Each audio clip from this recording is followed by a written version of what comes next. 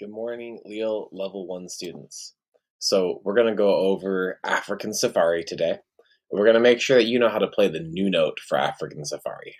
Okay? So I'm actually starting with clarinet, but everyone, your new note is actually the very first note in the song.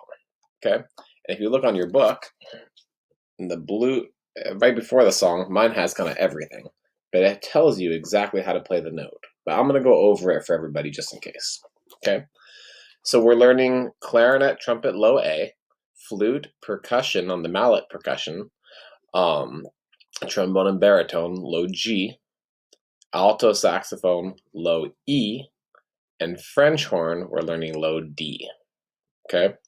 And for a lot of us, it's not a new fingering or how to play it. It's just a lower sound. So we're going to start with clarinet. On clarinet, our low A is on the second ledger line down. It's these fake little lines right here. These fake little lines right there. It's on the second line down. That's how I know to play low A. And my low A is going to be on my clarinet, my thumb, first finger, second finger, third finger, like C. Then my right hand, first finger, and second finger. So a lot of holes I'm covering. My thumb, all those holes. If I'm not covering one of them, it won't sound right. Okay? I'm not actually going to be able to play the clarinet for you because this one's not quite working. That's why it's at my house. Next, we'll stick with the A's. We're going to trumpet. Actually, trumpet's going to read the same exact notes. So we can look just at this one. Trumpet. So trumpet's going to be first and second finger. First and second finger. And everyone, your sound's going to sound like this. That lower sound. Okay? So it's just like playing E, but I use slower air to make it not sound like E. Here's how I play E. Here's slower air to play low A. That's for my brass instruments, okay? Clarinet players, I don't have to change my air. I just add some fingers. Let's move on to saxophone. Alto saxophone. Here it comes. Alto saxophone, we have low E. It's on the bottom line here. Every time I have a note on the bottom line, I'm going to play low E. That's also first, second, third, 1 and 2. It's just we don't use the thumb for the alto sax. It's a lower sound. So to get a lower sound, we've got to make sure we have the right amount of mouthpiece in our mouth. Otherwise, it's going to pop up to the higher sound. And that we have our correct embouchure, the way our mouth is set in, tighten in here. Okay? But other than that, it's just low E. It's the same as playing high E. We just don't use the thumb. Okay? Moving on to flute. On flute, my lovely flute with a piece of tape there. On flute, it's going to be the same as playing high G, thumb, first finger, second finger, third finger, with my right pinky. But I'm going to blow my air slower and across more. If I blow it in more down, it'll make the higher sound. So slower and across more to get that lower G sound. Let's go to our mallet percussion instruments. It's going to be the same thing right here. It's going to be the same as playing higher G. You're just going to use the G on the other side. Let me grab my handy keyboard here.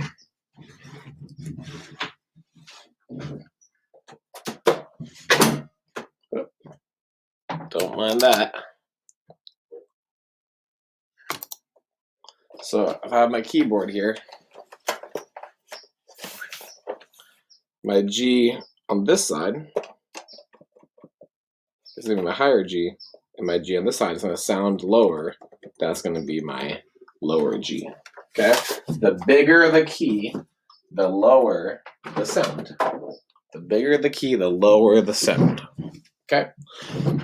And then my trombone players, we're going to be playing our low and baritone, our low G. Okay? It's going to be on the bottom line because we're in bass clef. So bottom line, low G. There they are.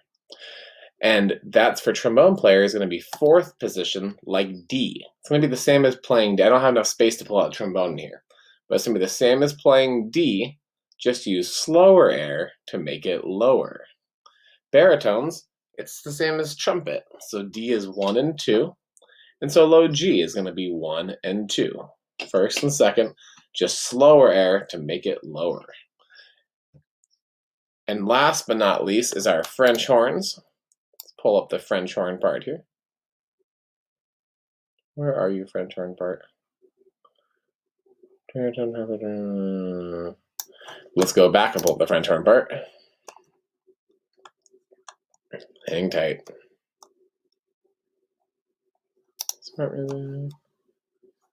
It wanted every part but the French horn part. It's going to make me do the French horn part separately.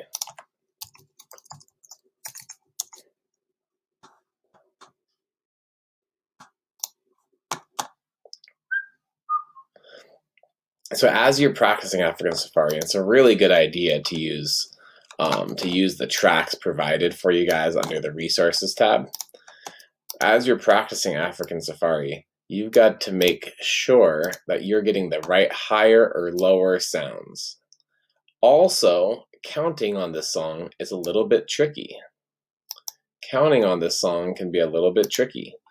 You have at measure 2 and measure 4, hopefully you have this out right now. At measure 2 and measure 4, there's a half rest there.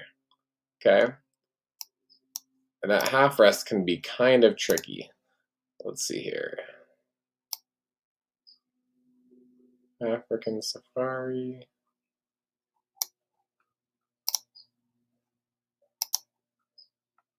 Find the right French horn part. There we go. French horns are not low. That's not right. We're going to find it. Here we go. It took a little while. Sorry about that, guys. Our low D for French horn. And our low D French horn players is going to be played. Let's double check if we're going to play that. It's going to be played first finger. Okay? First finger for our low D. And then we have our open E. And then we have our first finger F. Okay? So it's a little trickier on French horn because this note and this note are the same fingering. So you have to make sure this one's lower than that one. So this one's lower than that one. And the easy way, you guys, is to play the track with it.